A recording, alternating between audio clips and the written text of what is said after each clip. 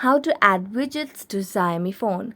Hello everyone, welcome to this channel. I'm Emily and I'm here to help you out today. So without any delay, let's get started. Now to add the widgets to the Xiaomi phone, all you have to do is just make a long press on the home screen.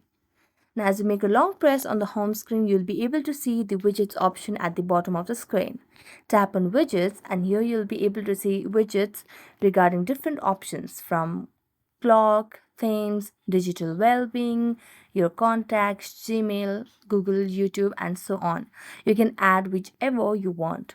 Now, for example, if I want to add the widget for Pinterest, I'm going to tap on any of these options and then tap. Okay, it says cannot load, so I'm going to cancel it and I'm going to add another widget over here. So for example, if I want to add the widget of the weather, I'm going to tap on it and then tap on tick, and there you go. So thank you so much for watching this video. If you enjoyed watching it, don't forget to like, subscribe and hit the bell notification for more updates. That's it for today. See you next time.